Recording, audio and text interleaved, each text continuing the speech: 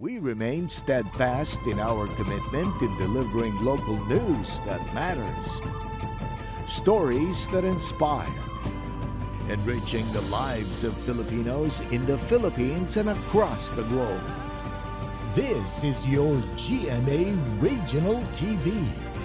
Buong puso para sa Pilipino.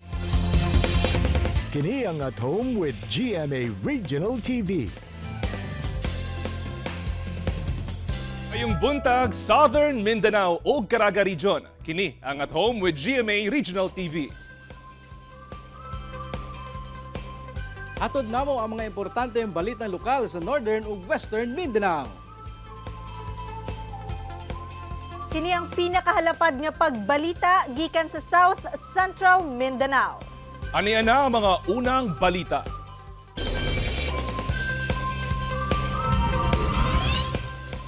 Karong sa gunson ang holiday, ubay-ubay ang minagsa sa Samal Island kung asa daghan ang kasuruyan. Gani bisan og balik trabaho na karong adlaw, dunay mga buot nga mahimong sulit ang bakasyon og ilahos kini hangtod sa weekend. Atong sayron ang mga pwedeng kalaagan sa isla pinaagi niining report. Karong taas ang bakasyon, nakapili na ba og laagan ang all? Kung wala pa, dunay mga makahingang haog extraordinary nga laagan sa Samal Island sa Davao del Norte. Sa mga buot magpabugnaw sa dagat, dunay beach resorts nga pwede ma-enjoy sama dinhi sa barangay Kinawitnon. Busa si Michael og Zinando, dinhi na nag-spend sa ilang bakasyon together with family. Lingaw, punta daghan pag pon na kuan ng weekend na mabuhat na kauban ako ng mga pamilya. Na-relax ko kaning makaligog dagat labi na sa long weekend. Apan sa mga gusto og spooky and extraordinary nga experience karong Halloween season. Perfect nga bisitahon ang usa ka bat sanctuary sa Babac District. Dinhi imo makita ang pinakadakong colony Sir Zed fruit bat sa tibuok nasod. Ug dunay Guinness World Record nga pinakadaghang populasyon sa maong paniki. Makuan nila, makabalo sila sa benefits sa behavior sa bats nga wala dapat angay nga ikahadlo kay lain ba ilang pananaw sa bats. Busa si Thelma, dinhi na usab gidala ang iyang mga apo. Here is our last stop, the Bat Cave. And we are actually very excited to see how they are. Sa mga abot pang muhabol sa bakasyon, gipaniguro sa barge terminal sa Davao City nga anaa sa maayong kondisyon ang ilang upat ka barge. Paymangno niini sa mga pasahero. Mga hapon mo daghan din tao na to pero dari sa operation ginapaningkamutan po namo na ang ferry namo is operational jud siya. Kauban si Mel Colmenares sa kamera. Ako, si Kent Abrigana, para sa At Home with GMA Regional TV. Usa ka grade 12 student sa Iligan City nga pipila ka adlaw na nga ginapangita ang napalgang patay sulod mismo sa iyang kwarto. Ani ang report.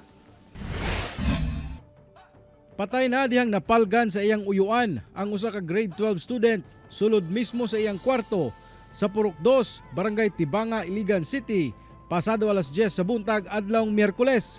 Natingala matud pa ang mga silingan sa biktima sa dili maayong baho nga nagikan sa panimalay niini. Hinungdan nga ilang gipahibalo ang uyuan nga anaa sa duol ug ang kapulisan. Sumala sa kapulisan, nag-inusara lamang ang biktima sa balay. Lahi sab kuno ang balay sa inahan niini nga naa sa Picas Barangay ug ang amahan nga tuwa sa abroad. Ulahi kining nakita niadtong October 28 sa usa ka aktibidad sa ilang eskwelahan. Pagka October 2060 ay is ihang igagaw po na kuan gikan po og gawas is murag na siya giuli na na kaning extension wire nakahisdot daw kay long weekend man muli daw diri Stepanoy. So gadahom sila na naa sila diri. Naa siya diri sa iyahang mama kasi parited na yung mama papa. Nakahubo na ang underwear sa biktima dihang nakitaan ug nakataas sab ang iyang gisuot nga sports bra. Makita sab nga nagkagubot ang mga gamit sa biktima. Ilhanan nga adunay posibleng komosyon nga nahitabo. Wala kuno giwala ang posibilidad nga gipanamas-tamasan ang biktima o nagipatay. Apan dili pa kuno masulti sa kapulisan ang motibo sa krimen tungod ginapalawman pa nilang investigasyon. Kinahanglan sab kuno nga ipailawom sa autopsy ang patayng lawas sa biktima aron masuta ang hinungdan sa iyang kamatayon. Dili po tayo makakonclude at unless otherwise na natong result, no? So, but then, kung kuhaan gani na ay mga signs of kaning maltreatment or abuse or foul play, definitely ato ginang ikandakan og much deeper investigation para madakpan nato ang mga posibleng nagkuan mga suspect, no? Panawagan sa kapulisan ngadto sa adunay posibleng kasayuran sa krimen nga makigkoordinar sa ilang buhatan aron mahatagan sa hustisya ang pagkamatay sa biktima. Ako si James Paulo Yap para sa At Home with GMA Regional TV.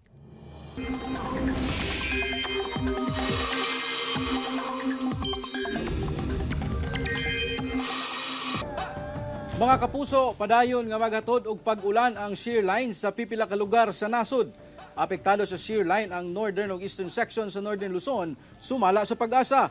Lauman sab ang localized thunderstorm sa Visayas ug Mindanao. Karong buntag, ulanon ang pipila ka lugar sa Mindanao nga hatod sa localized thunderstorms. Sa mga mubalik nga og trabaho karong adlaw, magdala og payong tungod posible ang mas halapad nga pag-ulan pag-abot sa hapon ug gabii.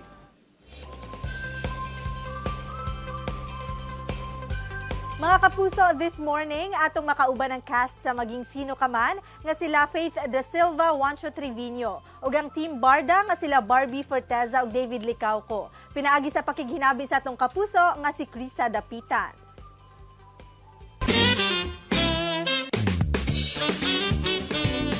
Mayong buntag mga kapuso, nako talagang good ang ating morning ngayon dahil makakasama natin ang cast ng Maging Sino Ka Man. Mga kapuso sa Mindanao, please welcome Faith Da Silva, Juancho Trevino, and of course ang ating kapuso primetime princess Barbie Forteza at ang kabansang Ginoo David Licauco. Ayun, parang Yun, mayong buntag sa inyong mga tanan. Diretsuhin na ho natin ha.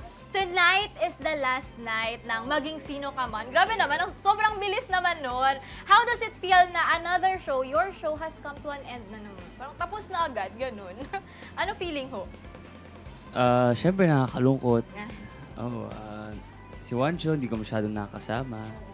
So, paiyak na ako, gano'n. Ito naman para sa barda natin, no? Natunay naman, wala pa silang ginagawa guys. Nakakakilig na talaga nga. Sobra, no? Pero how was it working with each other again after Maria Clara and Ibarra? Sobrang saya.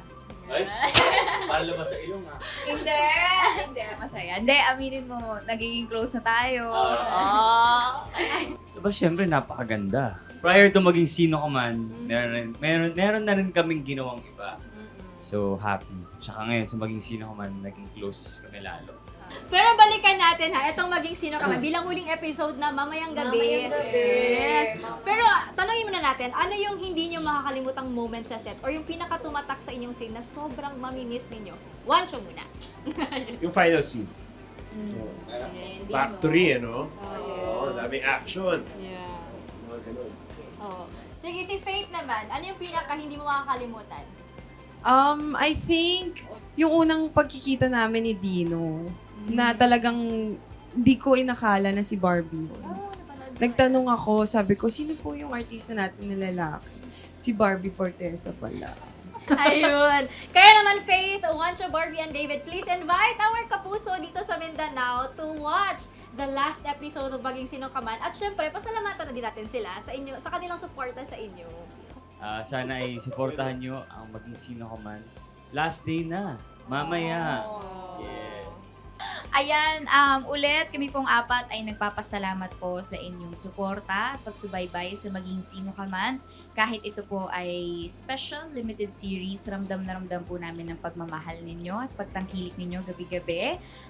Nakikita namin sa Twitter, sobrang hook na hook kayo sa Maging Sino Ka Man. Kaya maraming salamat. At ngayon na huling gabi na po namin, sana po maasahan namin ang inyong suporta at pagmamahal sa bawat karakter sa Maging Sino Ka Man. Daghang salamat for being with us today dito sa At Home with GMA Regional TV. Faith Da Silva, Juancho Trevino, Barbie Forteza, and of course, David Licauco. Thank you guys and congratulations for yet another successful teleserye. Sana may mga susunod pa talaga, di ba? Dito lang sa ating Kapuso Network. Mga Kapuso, tutok lang kay mubalik pa ang At Home with GMA Regional TV. Kini ang At Home with GMA Regional TV.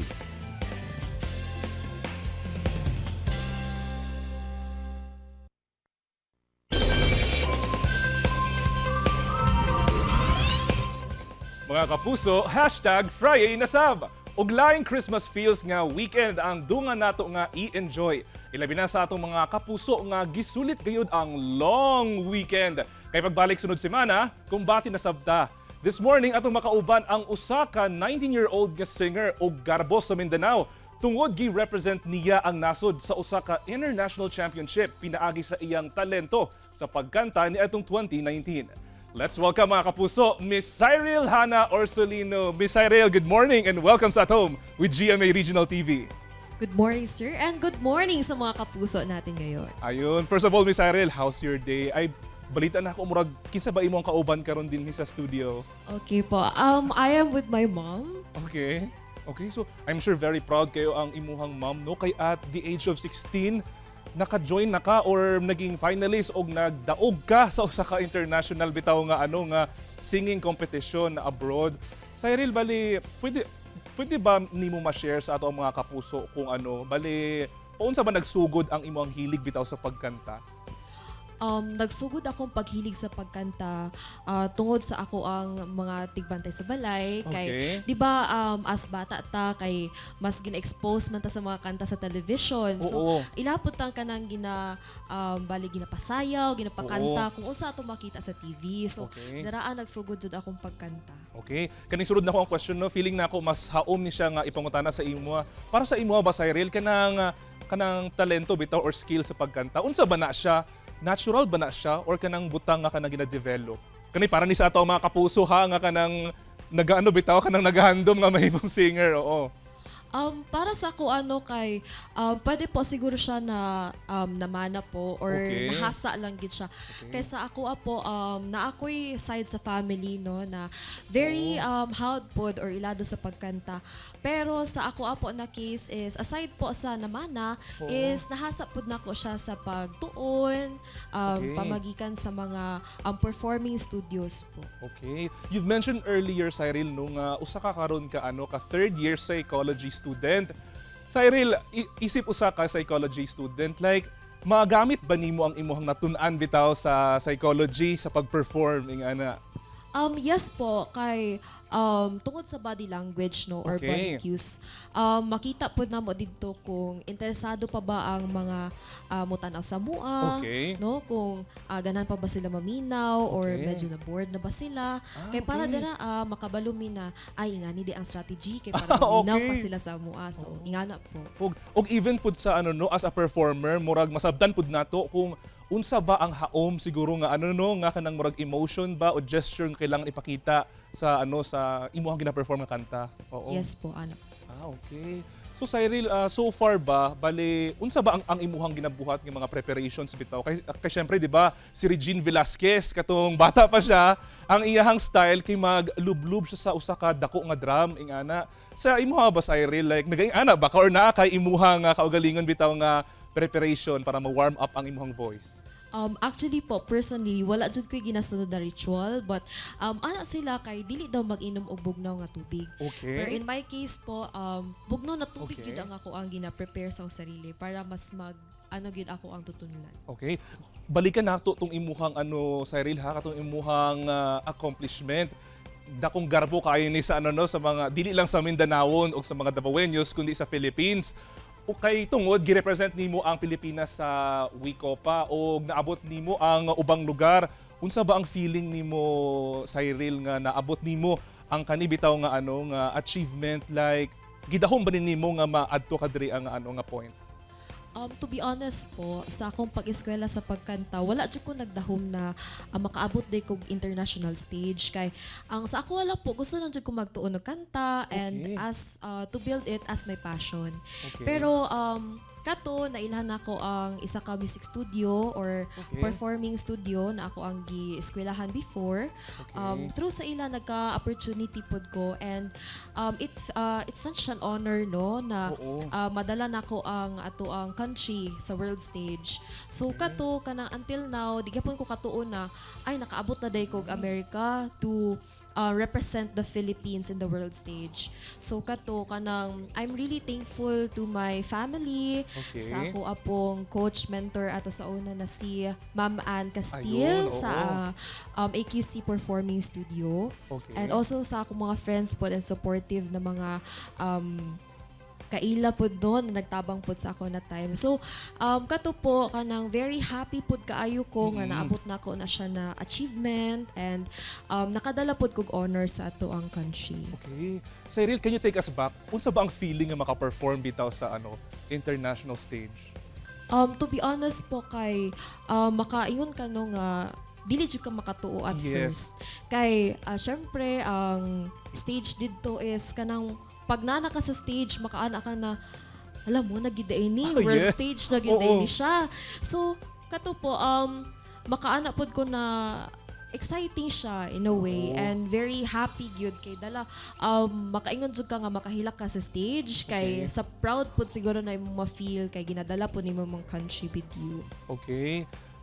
Inusara lang ka, Cyril, no, sa inyong family, like you're an only child kumbaga. Unsa ba kadako nga kanang naa kay mommy ug parents bitaw nga super supportive sa imuhang craft? To be honest po kay it's such a blessing po. They are a blessing in my life. Kay sila gid ang nagapush ako mao nang na ako diri karon and achieve pud to nako na milestone sa akong life no. Kung dili pud sa ilahang hard work, kung dili pud tungod sa akong family, sa akong parents, dili pud ako maabot ni siya na achievements. Lastly, Cyril, before we end this interview, unsa imong mensahe sa ato ang mga kapuso, sa ato mga youngsters, mga young singers nga buot mahimong performers someday like you? My message to all the sa akong mga kaedad no nga naga-aim na magka-career sa music industry, ako lang pong maingon sa ilaha po kay dili lang gid sila mag-stop sa pag pursue sa ilang gusto kay ana man gid na dara man gid magsugod ang ato ang success in life no nga kanang gina-drive ginato tong passion into something. So magpadayon lang gid ta even though there are kanang discouragement no makaana sila na ay wala may kwarta sa music industry pero if that's your passion, go for it. Don't let other people stop you from doing what you love. Ayun, daghang salamat, Cyril, ha, og please invite our kapuso to follow you on your social media o kung naa ba kay mga performance in the future. Yes po. You can follow me on Facebook or my Facebook account, Cyril Hana Yersolino, and also my Instagram at Celine Plus. Yun po, can I take this time to thank my family? Yun po, I would like to thank my family for supporting me. Also, Ma'am Ann Castile for supporting me all throughout, no? And sa aking mga friends po sa San Pedro College, yun po, maraming salamat po sa inyo lahat sa pag-support sa akin. Ayun, mga kapuso ha, tutok lang kay mubalik pa ang At Home with GMA Regional TV. Kini ang At Home with GMA Regional TV.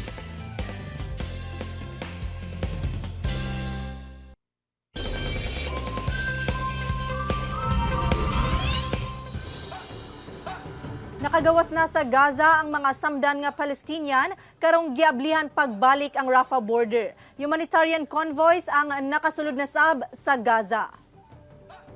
Karong giablihan pag-usab ang Rafah border sa Gaza ug Egypt, mga truck sa humanitarian convoy ang adunay kargang hinabang nga pagkaon ang nakasulod na alang sa mga residente nga naipit sa gyera. Samtang nakagawas na sab ang first group sa mga samaran nga bakwit nga anaa sa border nga naghulat nga makagawas aron matambalan sa hospital sa Egypt. Sa kinatibuk-an, anaa na sa 81 kasamaran nga Palestinian ang nadala na sa mga hospital sa Egypt.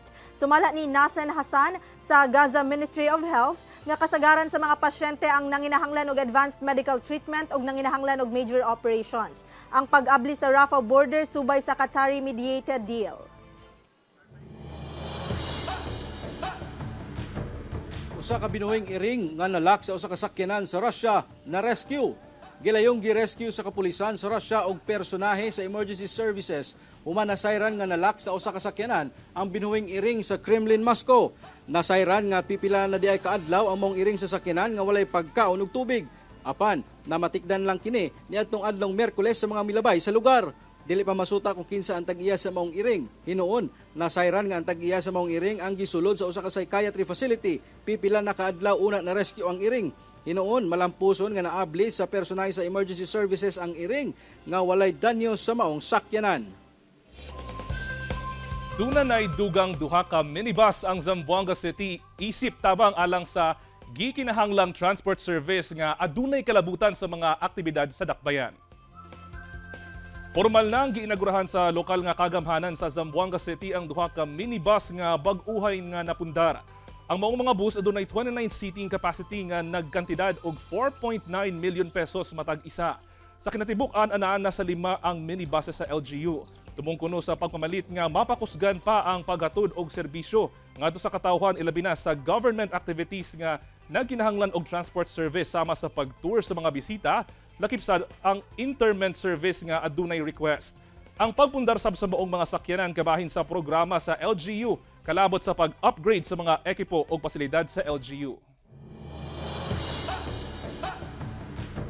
Comelec Zamboanga City pahumanay ng pag-retrieve sa mga election materials nga gigamit sa barangay and sangguniang kabataan elections. Samtang mga campaign materials sa mga may kandidato pwede na kunong baklason. Gibutyag sa Comelec Zamboanga City nga halos makumpleto na kuno ang ginahimong retrieval operation sa mga election materials nga gigamit sa barangay and sangguniang kabataan elections human ang gihimong canvassing kagabi. Ang barangay Pasunanka ug ang island barangay nga pasilamanta na lang ang ilang ginapaabot. Dungan sa gihimong aktibidad sab kuno mao ang pagkolekta sa tanang election results. Giawhag sab sa Comelec nga gikinahanglan sab kuno mag-file og statement of contribution and expenditure ang mga nadaog ang mga napildi nga kandidato taman sa November 29 isip deadline. Gawas niini nagpahimangno ang Comelec ngadto sa mga may kandidato nga pwede kunong baklason ng ilang mga tagsa-tagsang campaign posters o materials isip kabahin kuno sa Comelec resolution. Requirement po siya under our Comelec resolution. So the candidates need to comply with the 5-day tear down of campaign materials requirement. Mga kapuso, at tangi ang nagkulbahinam nga dula sa nagpadayong NCAA Season 99 Basketball Tournament nga atong masaksihan live sa GTV unyang hapon. Masaksihan sa unang hugna sa dula ang Letran Knights kontra EAC Generals unyang 1:30 sa hapon. Samtang magtigisab sa kadaugan ang LPU Pirates kontra Mapua Cardinals 4:00 sa hapon live sa GTV. Kinsa kaha ang new heroes sa maong mga dula? At tangi ang mas nagkainit pa nga panagsangka sa mga team matag Martes, Miyerkules, Biyernes, Sabado ug Domingo live sa GTV.